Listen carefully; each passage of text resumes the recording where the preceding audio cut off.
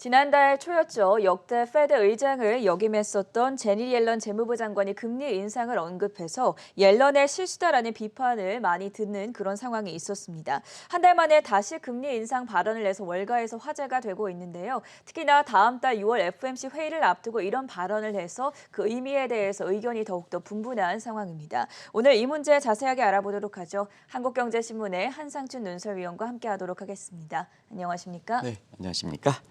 먼저 어제였죠. 코스피가 종가 기준 사상 최고치를 기록했습니다. 역시나 동학개미의 흠이 크지 않았습니까? 네, 아무래도 그 코스피 사상 최고치 네. 기록한 것 전에 미국 증시 관련해서 요즘은 이제 페드 의사들이 다음 주에 6월 그 회의를 앞두고 브레이크아웃 네. 기간이죠. 그래서 언론이 상당히 좀 스포트라이트되는 분위기입니다.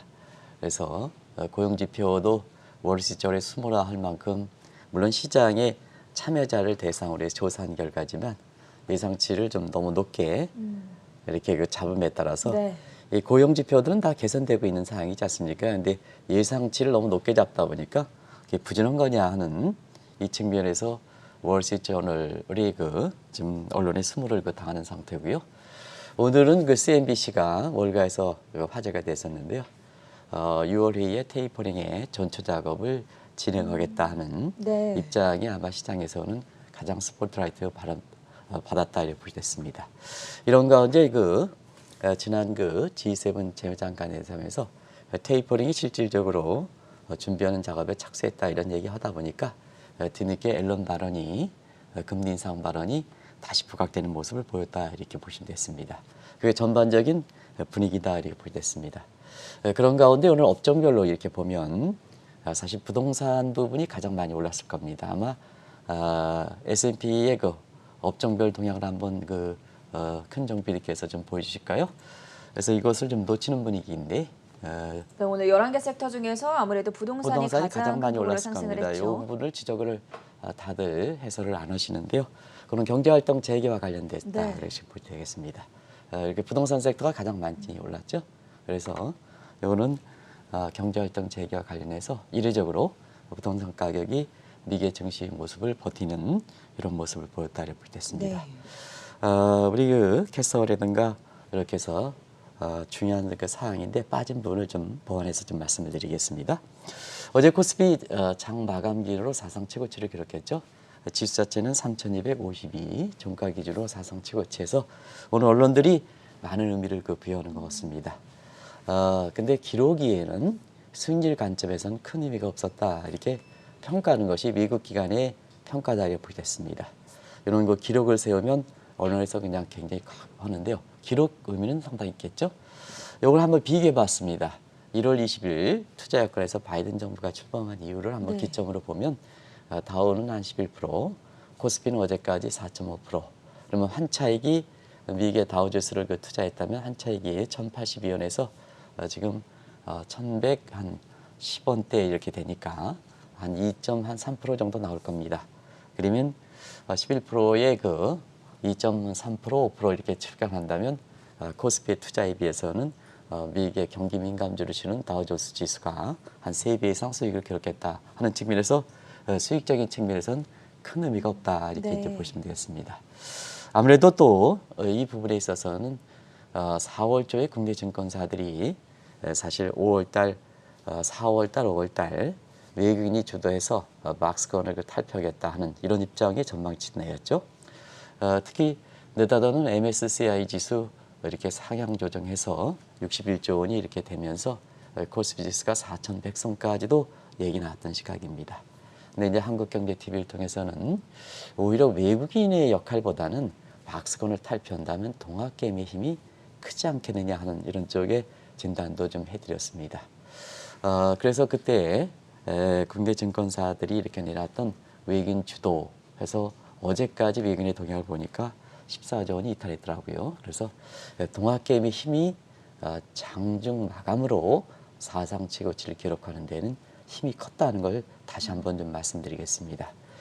국내 정책 당국자라든가 이런 입장에서는 어제도 6월 7일 날 보면 이렇게 다시 또 조금 외국인이 한 3일 정도 이렇게 들어오다 보니까 본격적으로 다시 증시 전문가들이 외국인들이 들어온다 이렇게 얘기를 해준 시각이 있었습니다는 어제는 개인 투자가들 그다음에 기관들 이렇게 해서 받쳐주는 상태에서 외국인들이 매도세가 계속해서 네. 보였었죠. 이런 측면에서 한 번 정도는 우리가 생각해 볼 대목이 있지 않냐 생각합니다. 그런 측면이 지금 그렇다 이렇게 보시면 됐습니다. 그리고 또 한 가지는 오늘 비트코인 관련해서 어제 우리가 노벨 경제학상을 타신 분들이 이렇게 비트코인 얘기했습니다는 오늘 장 마감에 굉장히 비트코인이 왔다 갔다 하고 있습니다. 플래시 크래시 1,500포인트 떨어지다가 다시 올라가고 그런 측면인데요.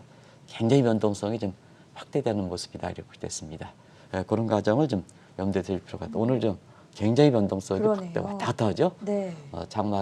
장 이렇게 제가 들어오기 전에는 한 1,500달러 정도가 아주 플래시 크래시하는 현상이 되다가 조금 올라오다가 다시 떨어지는 이런 양상을 보이고 있습니다. 코인 투자하시는 분들 지금 비트코인 가격이라든가 알트코인 가격이 급등내 시간을 다투고 분초를 다투다 보니까 변동성이 되니까 이런 점도 참조하실 필요가 있다 이렇게 보겠습니다. 오늘 미국 증시에서 중요했던 부분이라면 지난 주말에 G7 재무장관들의 최저 법인세 15% 합의가 과연 증시에 그리고 경제에는 어떤 영향을 미칠 것인가 이 부분 아니었습니까? 아무래도 이제 법인세 문제니까 네. 기업은 프로핏은 이유는 매출액 빼기 코스트니까 이 코스트 부분에 가장 세금 문제가 많이 들어가 있지 않습니까? 예.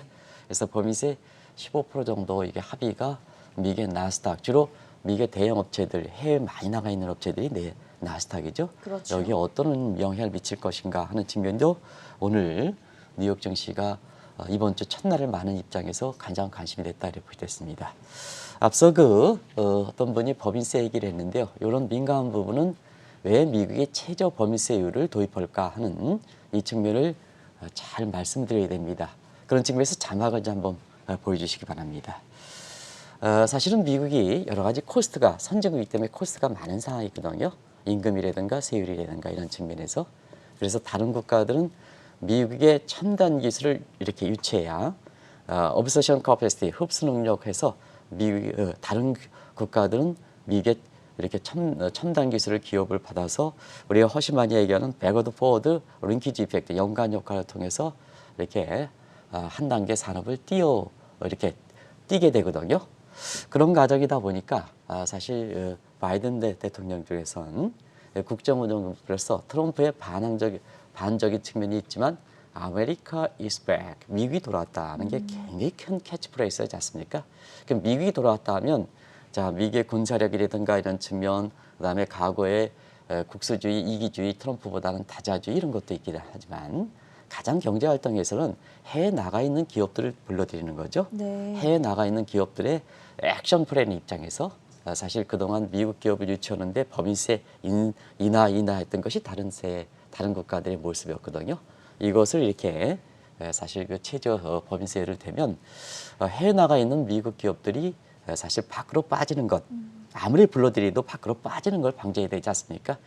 밖으로 빠지는 것을 방지하고 그다음에 반도체 굵기에서 각종 혜택을 주면 외국 기업 들어오지 않느냐. 그러면 완 패키지가 되는 거거든요. 어떤 형태로 글로벌 밸류 체인 아우타키, 이렇게 미국이 반도체 같은 경우에는 고부가치인 설계서부터 이렇게 부가치가 낮았고 해외 밀어붙였던 그런 그 제조 능력까지 완 패키지가 되는 거거든요. 네. 그런 상태에서 사실 법인세 최저 이율이 왜 미국에 주도했을까 하는 이 측면인데요. 근데 문제는 액션 플랜, 빅 액션 플랜 때문에 고압 경제라 그러죠. 앨런 플랜에. 그래서 여기 세수가 증대하는 상태에서 법인세를 28% 올렸습니다. 그러다 보니까 최저세율 15%가 합의 여부와 관계없이 이거 G7, G20로 확대 여부와 관계없이 자 해외 최저 법인세율을 인하 경쟁은 맞겠지만 해외에서 보면 15% 그리고 미국은 28% 올렸습니다. 그러다 보니까 이 법인세를 놓고 볼 때는 해외 여기에 15% 설정한다 하더라도 자국 내 28% 이렇게 점을 감안해 볼 때 리시어링 해외 나갔던 기업이 미국으로 들어오겠느냐 리시어링 유인이 없다는 얘기거든요. 그렇죠. 그 점을 잘 참고해서 시청자분한테 이 법인세 분들이 이렇게 해서 이렇게 왜 미국 증시에 영향을 미치지 못했느냐 하는 것을 미국의 현지에서 확인을 하셔가지고 전해줘야 되거든요. 그래서 미국의 증세 정책에서 28%, 그다음에 해외에서 법인세 인하 경쟁은 그랬을까? 그러면 왜 이렇게 충돌을 빚었을까 하는 측면에서는 이 법인세 역의 법인세 인하 문제에 대해서는 오래전부터 검토했던 문제입니다. 네. 왜냐하면 트럼프 정부 때도 바이든 정부가 모두가 이렇게 아니라 트럼프 정부 때 리쇼어링 정책을 오바마 정부 때 리쇼어링 정책만큼은 이렇게 사실 이렇게 받아들였던 정책이거든요. 그러다 보니까 이 15% 법인세는 오래전에 검토했던 사항이다. 그래서 그동안 G7 국가들이 사전 협의를 통해서 이번에 성과를 보는 거거든요. 근데 증세정책은 1월 20일 날 출범해서 사실상 증세정책이다 보니까 이게 조율이 안 됐던 겁니다. 그러다 보니까 법인세 정의 측면에서 해외 기업들이 들어오는 리쇼어링의 유인이 없기 때문에 앞서 이제 나스닥 지수 같은 경우에는 법인세 문제에서 가장 큰 타격을 받지 않겠느냐 하는데 오늘은 국채 상승률은 국채금리는 올렸죠. 그러면 시청자 여러분 국채금리가 올랐다면 미래 할인 가격에 대해서 가격을 할인시키는 이런 한주 정도가 높아졌다는 측면이기 때문에 사실 나스닥 지수가 떨어져야 되는데도 불구하고 다우지수에 비해서 나스닥 지수가 상대적으로 오르게 된 거거든요. 오르게 된 거거든요. 그래서 국채금리 상승은 왜 그랬을까? 앨런 발언이 가장 컸죠. 그래서 오히려 이렇게 그래서 최저 법인세가 그런 배경으로 영향을 미치지 못하고 오르는 국채금리 상승에도 불구하고 나스닥 지수가 선전하는 모습을 보인 거다. 이 시 자체는 의미 자체는 없습니다. 네. 뭐 0.3%는 0.4%는 의미 자체는 없습니다는 가장 관심이 됐던 최저 법인세에 대해서 왜 나스닥 지수에는 영향을 미치지 못했을까 하는 그 점을 역사적 히스토리와 함께 시청자 여러분께 전해드리는 겁니다. 이 대목이 이제 앞으로 법인세 문제에 대해서 28% 조정하긴 했지만 지금 어떻게 조정해야 될 것이냐 하는 측면에서는 자 2조 2천억일 때 법인세는 28%였다. 네. 근데 지금 공화당과 서로 타협을 하는 중에서 이렇게 1조 달러로 축소했지 않습니까?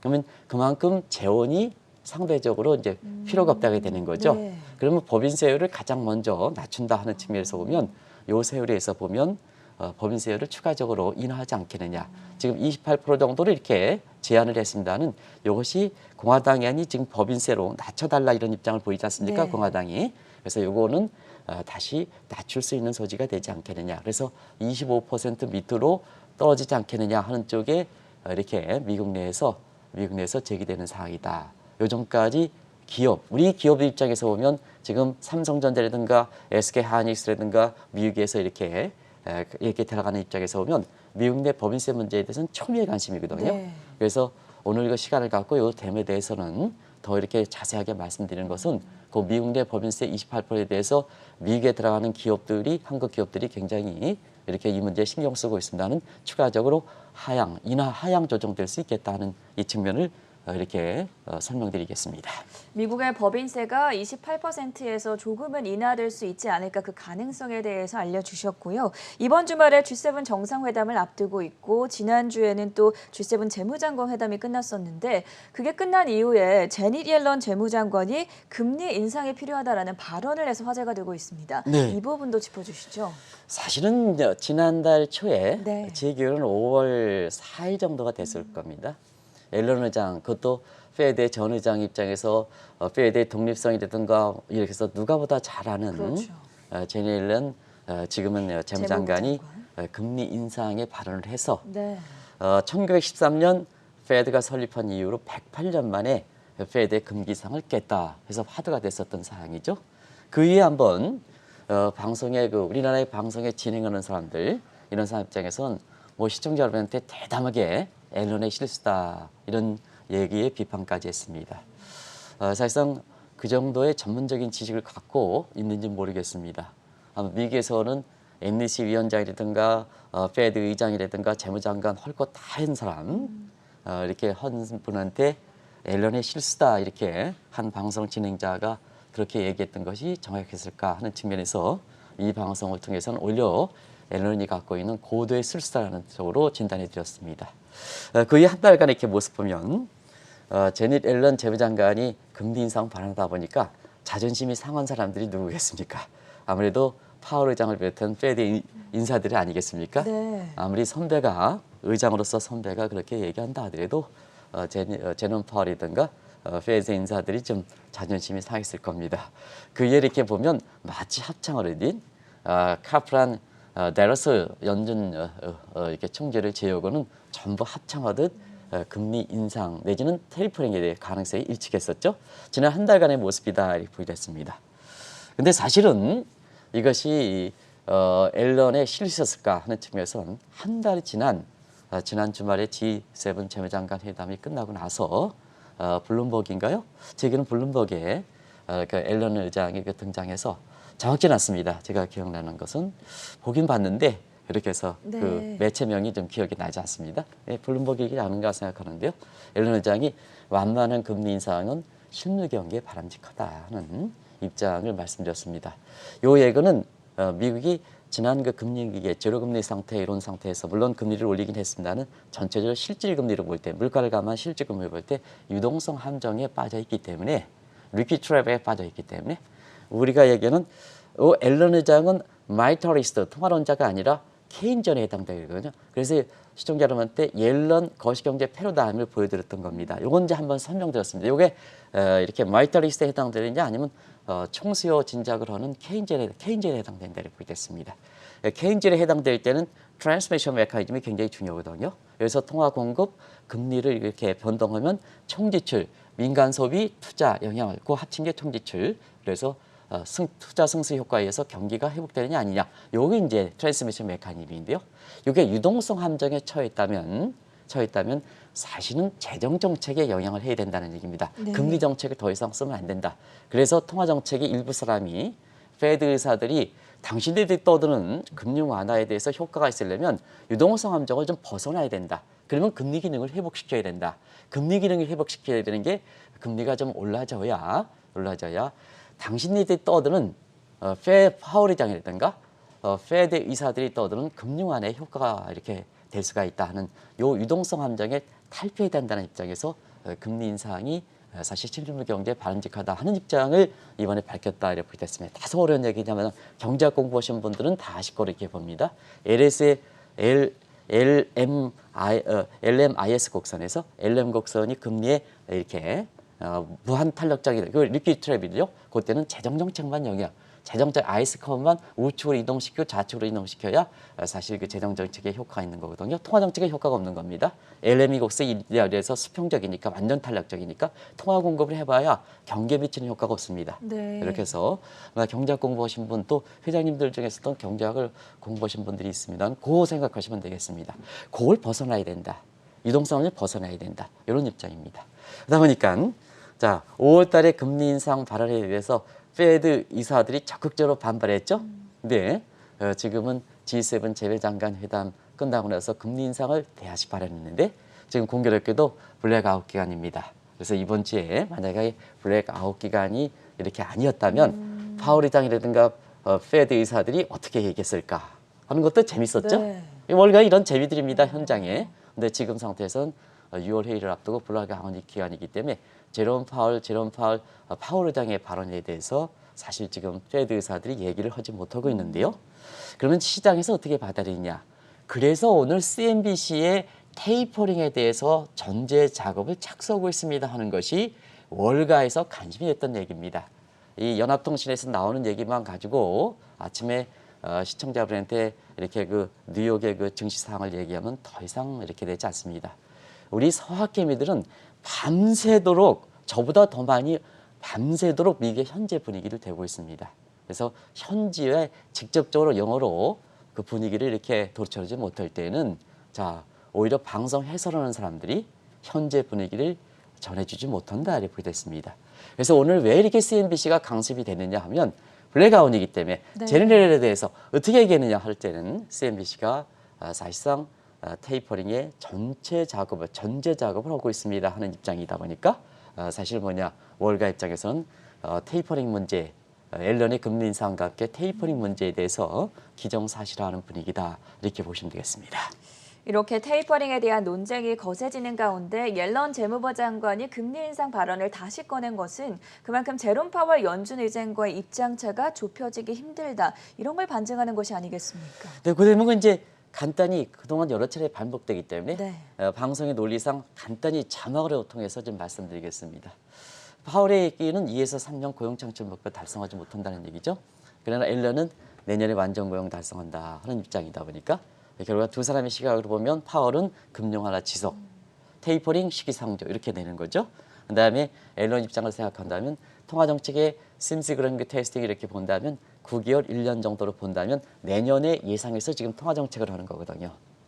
지금 상황을 감안해서 되는 게 아니고 지금 고용시장을 감안해서 하는 게 아니고 지금의 통화정책 내용은 지금보다도 9에서 1년 후의 상황이 어떻게 될까 하는 이 측면에서 프리엠프트 선제적으로 추진하는 거거든요. 많은 사람이 오늘 고용지표가 부진하다 하면 테이퍼링이 완화됐다 하는 이런 쪽에 하는데 그건 상당히 잘못되어 있다. 통화정책은 시차가 있기 때문에 지금의 이렇게 테이퍼링 문제는 9개월을 1년 후에 미국의 상황, 고용이라든가 물가 상황이 어떻게 될까 하는 이 측면에서 지금의 테이퍼링 문제를 얘기해야 된다 이렇게 보겠습니다. 그러면 내년에 완전 고용, 이 청취자 앨런이 해야 된다면 지금 테이퍼링 얘기는 해야 되겠죠. 그래서 사실상 앨런 입장에서는 지난 5월 초에 앨런의 그 금리 인상 발언 위에 테이퍼링이 얼만큼 논쟁이 됐습니까? 아마 우리 시청자분께서 아시겠습니다. 듣기 싫을 정도로 테이퍼링 얘기 많이 했죠. 방송에서 이렇게 네. 저도 포함해서 많이 했죠. 그런 가운데 오늘 또다시 금리 인상을 다시 이렇게 언급했던 건 물론 시기상으로 G7 재무장관 회담이 끝나고 나서 얘기했습니다는 한 달 만에 다시 금리 인상에 대해서 얘기한 것은 그때 일부 사람이 극단적 호평이 되는 그때 당시에는 앨런의 실수라는 얘기가 있을 수가 있겠습니다는 다시 한번 그런 비판에도 불구하고 다시 한 달 후에 금리 인상에 대해서 필요성을 얘기했던 것은 결국은 앨런이 소신이다. 네. 앨런이 소신이다. 실수가 아니라 소신이다 하는 입장이 다시 한번 재확인된 것이 아닌가 생각합니다. 지난달 초에 제니 옐런 재무부 장관이 금리 인상 필요성을 언급한 이후 상당히 부담을 느꼈을 것으로 예측이 되는데 저희도 진단을 해드렸지만 그 후에 5월 고용 지표들이 쑥쑥 발표되지 않았습니까? 앞서 5월의 고용 지표가 부진하다 이렇게 이제 진단해 주시는 분이 있었어요. 왜 진단 부진합니까? 그건 예상치 대비해서 부진한 거죠. 네. 예상치는 시장의 예상치입니다. 월스트리트저널이 통합해서. 근데 내용을 보면 꾸준히 개선되고 있죠. 한번 보겠습니다. 주요 지표들. 시청자 여러분, 예상에 대해서 부진하지만 사실 추세적인 흐름이 계속해서 이렇게 개선되고 있죠. 그 대목을 예상 대비해서 예상을 높게 잡고 실제치가 낮으면 그게 부진한 겁니까? 그건 잘못된 거죠. 예상 자체가 잘못됐다는 시각을 왜 잘못합니까? 예상이 잘못하면 실적치의 내용이 예상이 잘못되는데 실적치가 예상치 못했다 해서 그것을 고용시장에 이렇게 부진이다 이렇게 하면 잘못 있는 거죠. 안 전제부터 그렇습니까? 잘못될 수 그렇죠. 있으니까요. 전제부터 잘못된데 네. 왜 앞에 하신 분은 예상치 대비해서 실적치가 나쁘게 나왔다고 해서 이게 부진하냐? 한번 보겠습니다. 자, 신규 고용 건수 가장 중요한 지표죠. 전달에 26만 5천 건에서 이번 달에는 55만 9천 건이 있으면 개선된 거 아닙니까? 이게 개선된 거. 실업률 보겠습니다. 4월 달에 6.1%에서 지금 5.8% 실업률이 굉장히 개선됐지 이게 악화된 겁니까? 부진한 겁니까? 그리고 오늘 한번 보겠습니다. 오늘 마지막으로 발표했던 게 Employment Trend Index에서 네. 이렇게 오늘 고용 추세 지수로 번역되죠. 고용 그다음에 트렌드. 트렌드 인덱스에서 이게 이제 가장 추세적으로 우리가 보면 이제 트렌드는 잔차율을 계절적 잔차율을 줄이는 겁니다. 우리가 이제 리그레션 돌릴 때는 아웃라이어처럼 이렇게 특산 요인들을 제거시켜야지 잔차를 제거시켜야죠. 그런 측면에서 구조 변화를 반영시키는 게 Employment Trend Index인데 오늘 발표됐죠. 107입니다. 작년에 코로나 직전에 109입니다. 거의 근접해 있죠. 근접했죠. 그런 각도에서 지금은 예상치에 부진하다. 그 예상치가 잘못됐으면 실적치의 개념이 왜 이렇게 개선되는데 불구하고 왜 부진합니까? 그건 상당히 잘못됐다. 이렇게 이제 보시면 되겠습니다. 그런 과정에서 버틀렉과 미스매치 현상은 완만하지만 더디지만 꾸준히 개선되고 있는 상황이다. 이렇게 보겠습니다. 근데 문제는 버틀렉과 미스매치는 굉장히 구조적 요인이지 않습니까? 코로나 직후에 가장 구조 변화가 있는 게 노동시장 아닙니까? 노동시장. 언택이라든가 디지털 컨택에서 고용시장이 굉장히 구조 변화가 있지 않습니까? 그런 측면에서 자 이제는 개선하려면 두 가지 사이드가 있죠. 재정 정책이 있고 통화 정책이 있고, 네. 근데 통화 정책은 일반적 보편적 정책이기 때문에 지금 상태에서는 13%에서 6%까지 5.8% 떨어지는 데는 금융 완화의 역할이 됐지만 지금 버틀렉과 미스매치는 재정이 담당해야 된다. 선별적 질적. 그러다 보니까 자 나중에도 말씀드리겠지만 제니의 입장에서는 지금은 금융 완화 사이드에선 자 인플레든가 자산의 거품이 심해지니까 지금 뭐냐 인프라 확충 계획 이것도 그런 부분에 2조 2천억 정도 밀고 나가면 자산 부분이라든가 거품이 더 심화되지 않습니까? 네. 그 규모를 줄이지 않습니까? 왜냐? 당초보다 백신 보급이 빨라지면서 경제가 빨리 돼야 될까? 요 인프라 확충 계획이 올해 바이든 정부가 출범할 때보다 지금 경기가 빨리 개선되고 있지 않습니까? 그러면 그 이반 초기에 2조 2천억 달러를 그대로 밀고 붙이면 경기가 과열되는데요. 그 줄이는 거죠. 줄이는 거죠. 경기는 생물이기 때문에 그런 측면에서 고용의 질적 문제이기 때문에 이건 금융이 담당하는 게 아니라 재정이 담당해야 된다. 오케이? 그러면 뭐냐? 금융 사이드에서는 테이퍼링 가야 된다.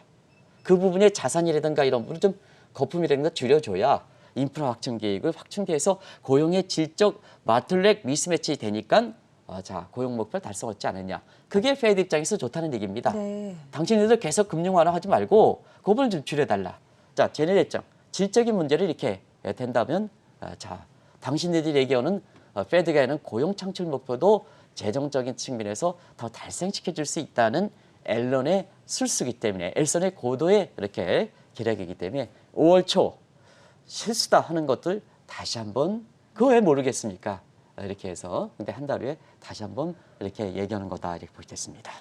지난달 옐런 의장의 입장을 4월 물가 통계가 뒷받침해줬다라는 분석이 나왔었는데 이번 달에는 5월 CPI 지수가 이번 주에 발표가 됩니다. 어떤 연관성을 찾아볼 수 있을까요? 이 물가 지표는 상당히 좀 일시적이냐 하는 문제에 대해서는 굉장히 좀 오락가락하는 것 같습니다. 네. 백악관의 이렇게 대변인께서도 그렇지만 인플레 문제는 일시적 현상이 아니다. 그래서 예의주시해서 보겠다는 예. 입장인데 오늘은 백악관 NEC 위원이 인플레는 일시적이다 하는 입장에서 같은 대통령의 스텝에 해당되는 백악관 대비에서도 네. 굉장히 엇갈리고 있죠. 그렇죠. 그리고 사실 우리가 4월 CPI 그 통계 이거 이번 그 12일에 또 5월달에 그 CPI 통계가 이렇게 나오고 있습니다는 네. 보기에 따라서는 서로 해석이 엇갈린다 이렇게 보겠습니다. 일단 4월달에 CPI 통계가 굉장히 쇼크였었죠. 2008년 13년 만에 굉장히 최고치를 이렇게 최고치 충격이 있었죠. 그다음에 이제 10일 날 발표되는 게 대충 이제 시장의 컨센서스가 나왔죠. 5월 달에 CPI가 발표되는데요. 4.7% 굉장히 높죠. 그다음에 근원 CPI 통화정책 잣대되는 게 3.4% 굉장히 높죠. 굉장히 높다. 이 자체는 굉장히 높다 이렇게 보였습니다. 그래서 어제도 이렇게 말씀드렸습니다는 지금 월가의 초미의 관심은 어쨌거나 인플레는 높아지는 거다. 기저가를 버들 감안하더라도 높아진 거다.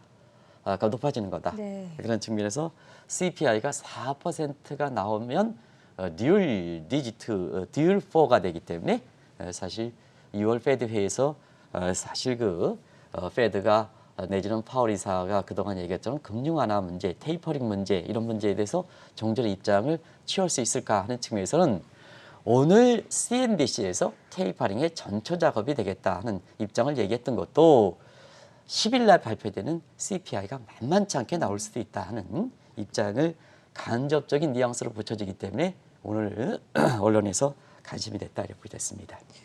월가의 네. 제롬 죄송합니다. 제닐 앨런 입장에서는 어떨까? 네. 재무장관 입장에서 어떨까 하는 입장에서는 똑같이 기저권은 일시적이지만 지금 뉘앙스 자체에 대해서는 인플레 문제에 대해서 좀 지속 가능성이 얘기를 하고 있습니다. 그래서 파월 의장 그다음 페드 의장 간의 인플레 문제에 대해서 좀 지속 가능성 우려할 단계는 된다 하는 입장으로 다소 뉘앙스 차이가 있습니다.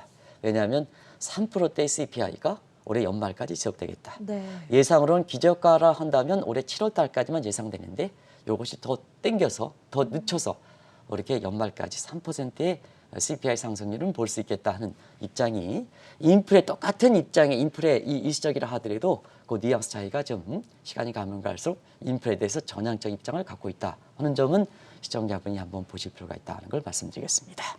이번 주 10일에 발표될 5월 CPI 물가지표 계속 주목을 할 필요가 있다는 점 강조해드렸고요. 월가에서는 이미 제니 옐런 재무부 장관의 입장을 반영을 해서 테이퍼링이 추진됐다라는 시각도 나오고 있습니다. 왜 이런 시각이 나오고 있는 것입니까? 일단은 가장 이렇게 정상을 되찾는다면 나쁜 것부터 버리죠. 시청자 여러분, 정상을 되찾아서 뭐가 버린다면 나쁜 것부터 버려야 되지 않습니까? 자산도 그렇고 기업도 그렇고 개인도 그렇고 나쁜 것부터 버려야죠. 그래서 정상을 찾고 금리가 이렇게 올라가니까 나쁜 것부터 버리는 거죠. 나쁜 것부터. 그래서 개인 입장에서 가장 나쁜 게 빚부터 버리는 거 아니겠습니까? 네. 그래서 뭐든지 구조자산은 안 좋은 자산부터 버리는 거다. 근데 굉장히 기업이 파산 직전에 몰릴 때는 핵심적인 자산을 팔아야 된다. 이게 마진콜 대비 딜레버리지입니다. 네, 그런 측면이 있습니다. 그래서 지금 보면 시장에서 어떨까? 지금 이렇게 서로 엇갈린 시장에서 어떨까? 영리포 수요 계속해서 금리 적극적으로 오고 있습니다. 이건 중앙은행에 다시 넣는 겁니다. 네. 그러면 돈을 푸는데 페드 의사들 당신 돈 풀어봐라. 투자할 곳이 없는데 지금 주가 흐물흐물 가죠. 지금 오늘 방송 직전에도 이렇게 우리 스태프진이랑 비트코인도 그렇고요. 미국의 증시도 그렇고요. 그다음에 우리나라도 그렇고요. 거래량이 축소되고 있습니다. 뭐 우리가 증시 열기리가 식는다. 자산물이 열기리가 식는다. 그래서 돈이 굉장히 이렇게 가치 있게 보여야 되는데요.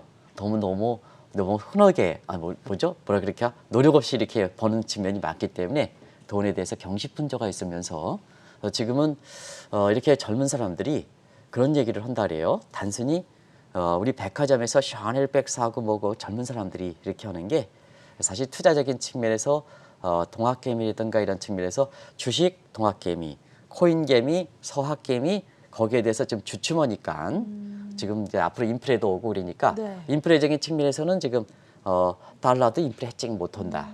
국채도 부채 때문에 미국 국채도 해지 못한다. 네. 디지털 금이라 하는 그것도 못한다. 그 가상화폐들이죠. 네. 그러면 뭐냐? 원자재에선 구리가 핵심적인 이슈로 등장하는 거고요.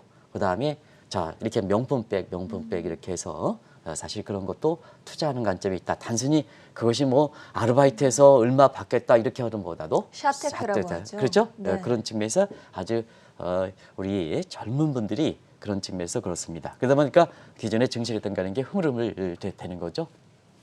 돈이 차고 넘기 때문에 그렇습니다. 그래서 다시 중앙은행에 재해처는 시각 이건 뭐 말씀드렸고요. 그 다음에 이미 페드 입장에서도 사실 그 테이퍼링이 시작되고 있다 이렇게 보겠습니다. 한 가지 이제 뒤쪽 부분을 좀 설명하기 위해서 뒤쪽 부분을 좀 보게 드렸습니다. 이게 이제 Secondary Market Corporation Credit Fund 이렇게 돼서 우리가 정크 펀드 매각하는 문제죠. 지금 사실 이 대목에서 이게 테이퍼링이 아니다 하고 계속해서 전문가들이 얘기하시는 분이 있어요. 이거는 사실상 테이퍼링이다 이렇게 보여졌습니다. 네. 왜 그러면 테이퍼링이 페드 입장에서 테이퍼링이 아닌데 당신이라든가 그다음에 앨런이라든가 이런 입장에서는 테이퍼링이다 실제 테이퍼링이다 얘기하는 것은 페드의 통화 정책은 크게 두 가지가 있습니다. 기준금리 인하 올리는 내리고 저는 정책과 양적완화 정책은 비상시의 정책이고 그 포괄적으로는 오픈 마켓 오퍼레이션 공개 시장 조정 정책입니다. 그러면 이제 시장에서 국채를 매입하고 주택 저당 적금 매입하면 시장 통화료가 나간다. 코로나 직후죠. 근데 사실상 시중 유동성이 많을 때는 테이퍼링한다. 이제 사실 사준다, 이거 판다. 중요한 자산을 판다 이렇게 되겠죠. 근데 왜 테이퍼링을 페드가 안 하냐면 테이퍼링이 아니라면 사실 페드의 유동성 공급 원칙에 적용은 투자 적격만 대상입니다. 그러다 보니까 국채라든가 주택자정권 적건이 아닌 상태에서 작년에 코로나 직후에서 금리가 떨어지니까 적격 투자 자산은 민간에서 아무리 중앙은행에 사주고 싶어도 민간에서 금리가 떨어져 채권 가격이 올라가는 이거 팔겠습니까? 안 판이요. 그래서 그때 임시회를 통해서 FL가 만들어진 겁니다. 그 정크 펀드, 쓰레기 채권도 매입해주겠다. 그럼 돈이 나가는 거죠. 근데 그거를 해석했다. 그러면 지금 해석하니까 전통적인 오픈 마켓 오퍼레이션 입장에 원칙상으로 보면 테이퍼링이 아니죠. 네. 대상이 아니니까. 근데 실질적으로 보면 돈을 환수하는 거나 마찬가지이기 때문에 한자 영래포 환수. 그다음에 사실 악성 채권 이렇게 팔아 다급 회로 이렇게 되는 거죠. 이런 측면에서 사실 실질적으로 테이퍼링에 들어갔다 이렇게 보겠습니다.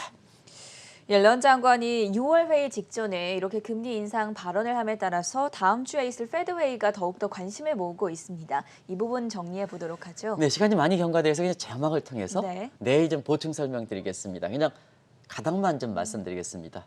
지금 시간이 가면 갈수록 이렇게 6월 그 다음 주에 회의가 좀 더 관심이 되는 거죠. 그래서 시청자 여러분이 자 이번에 수정 전망치가 나오는데 고용과 물가 양대 목표죠. 어떻게 될 것인가 하는 측면. 그다음에 양적화 정책에서 지금 절대 수준 유지 매월 투자 적격으로 볼 때는 매월 1,200억 달러 유지하죠. 국채 800, 주택 400 이렇게 유지하는데 대상을 자꾸 축소해 나가느냐. 그래서 지금 대상 축소하고 있죠. 네. 왜냐? 지금 뭐냐? 정부펀드 줄이죠. SMCCF를 통해서 줄이죠. 대상 축소 여부. 오케이. 그다음에 포워드 가이던스 문제, 점도표 문제 이렇게 했는데요. 이건 좀 너무 시간이 많이 경과돼서 이렇게 내일 이렇게 보완 설명해 드리겠습니다. 하나하나 다 중요한 내용이기 때문에 내일 다시 한번 시청자 여러분한테 이 문제에 대해서 자세하게 말씀드리도록 하겠습니다. 제니 옐런 재무부 장관이 지난달 초에 이어서 금리 인상에 대해서 한 달 만에 재언급을 한 가운데 이번 주 발표될 5월 CPI 지수와 그리고 다음 주에 있을 6월 FOMC 회의와 어떤 연관성이 있는지 내일 더 자세하게 이야기 나눠보도록 하겠고요. 지금까지 한국경제신문의 한상춘 논설위원과 함께했습니다. 고맙습니다. 네, 고맙습니다.